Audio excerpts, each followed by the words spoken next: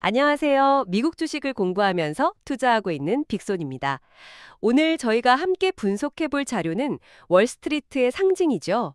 바로 골드만삭스의 2025 회계연도 4분기 실적 보고서입니다. 이게 현지 시간으로 2026년 1월 15일, 그러니까 시장이 열리기 직전에 발표됐는데요. 사실 저도 아침에 헤드라인만 보고 처음엔 좀 고개를 갸우뚱했어요. 그럴 수 있죠. 숫자가 좀 이상하게 나왔으니까요. 네, 매출은 시장 예상치를 밑돌았는데 주당 순이익, EPS는 또 예상을 훌쩍 뛰어넘었다는 거예요. 이게 보통은 같이 움직이잖아요. 그렇죠. 그런데 더 이상한 건 이런 좀 뒤죽박죽인 성적표를 받았는데도 주가는 장중에 급등해서 사상 최고치를 찍었다는 거죠. 맞습니다. 이건 뭔가 앞뒤가 안 맞는 것 같아서요.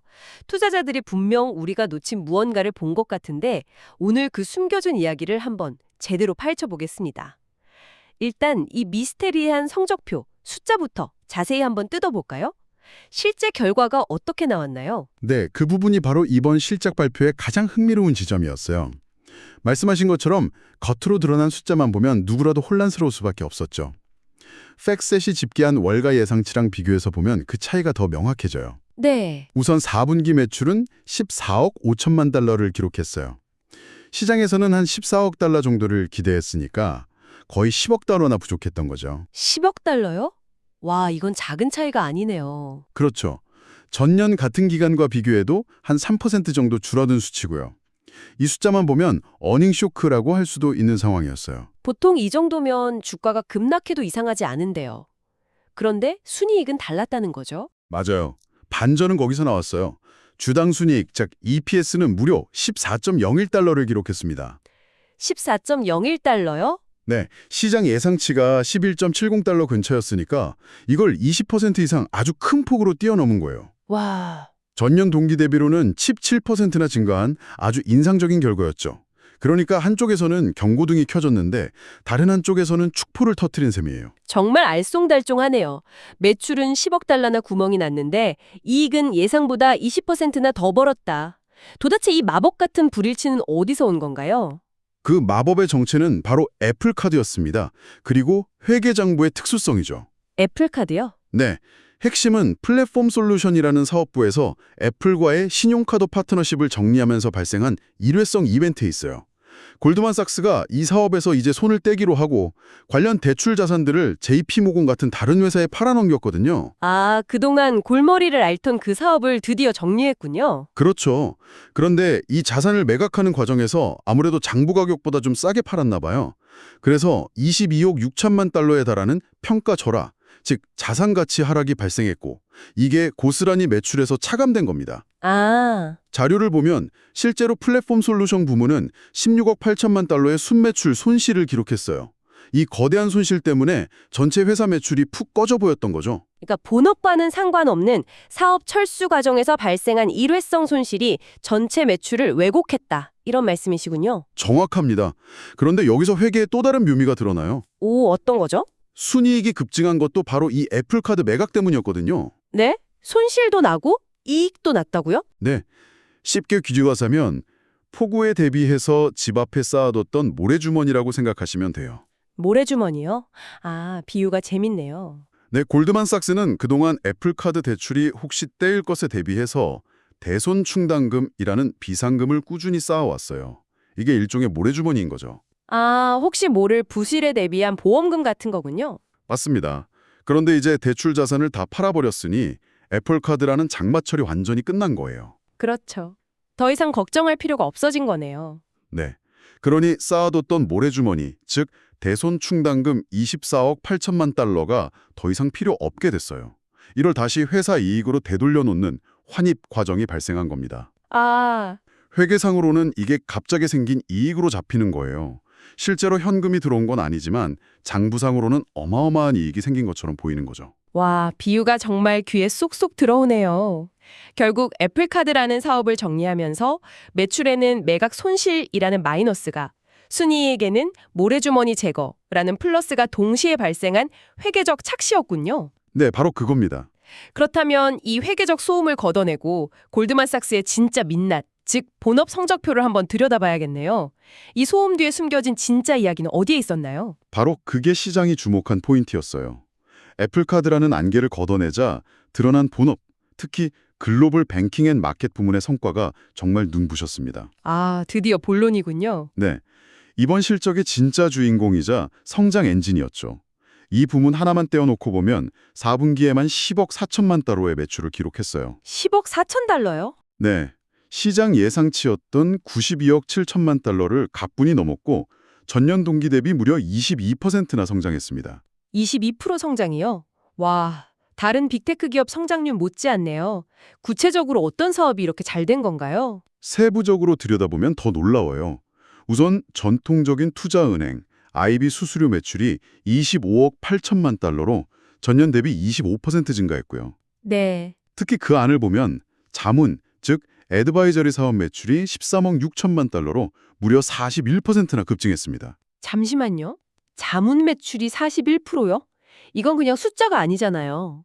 팬데믹 이후 몇 년간 꽁꽁 얼어붙었던 M&A 시장이 드디어 녹기 시작했다는 신호. 아니, 월스트리트의 심장박동이 다시 강하게 뛰기 시작했다는 증거 아닌가요? 정확한 해석입니다. 기업 CEO들이 드디어 지갑을 열고 수십억 달러짜리 베팅을 다시 시작할 만큼 자신감을 회복했다는 뜻으로 읽히는데요. 바로 그 점 때문에 투자자들이 열광한 거예요. 한동안 금리 인상 때문에 다들 몸을 사리고 있었는데 이제 다시 큰 거래들이 움직이기 시작했다는 가장 강력한 증거니까요. 그리고 트레이딩 부문도 아주 훌륭했습니다. 주식 트레이딩 매출은 43억 1천만 달러로 시장 변동성을 잘 활용하면서 전년 대비 25%나 성장했고요. 주식 트레이딩이 25%나 성장한 건 작년 시장이 뜨거웠으니 어느 정도 이해가 갑니다. 그런데 보통 금리 인하 기대감이 높아지면 시장 변동성이 줄어들어서 채권 트레이딩, 즉 FICC 쪽은 좀 재미가 없어진다고들 하잖아요. 그쪽은 어땠나요? 좋은 질문이에요. 보통 그런 경향이 있는데 이번엔 달랐어요. 채권, 외환, 원자재를 다루는 FICC 매출 역시 31억 1천만 달러로 12%나 성장하면서 견조한 모습을 보였습니다. 오, 거기도 좋았군요. 시장의 예상보다 훨씬 좋은 성적이었죠. 금리 방향성에 대한 베팅이 활발하게 일어나면서 거래량이 줄지 않았던 것으로 보여요. 그렇군요. 결국 M&A 자문과 주식, 채권 트레이딩이 삼각편대를 이뤄서 회사를 이끌었네요. 그런데 골드만삭스 사업이 이것만 있는 건 아니잖아요. 그 부자들 돈 관리해주는 사업부도 있지 않나요? 아, 네.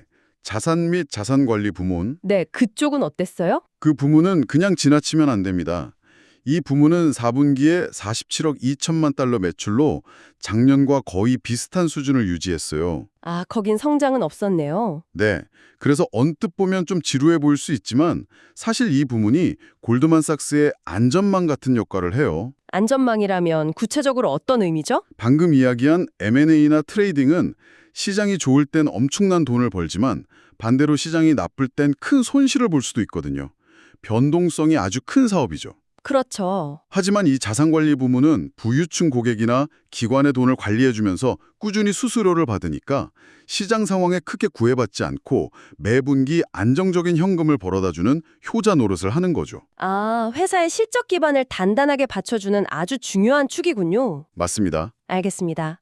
정리해보면 애플카드라는 일회성 이슈를 제외하면 투자은행과 트레이딩이라는 핵심 엔진은 최고 속도로 달리고 있었고 자산관리라는 안전망은 튼튼하게 버텨주고 있었다는 거네요. 네, 요약이 아주 정확합니다. 그런데 이렇게 본업이 탄탄한데도 실적 발표 직후에는 왜 주가가 하락했던 걸까요?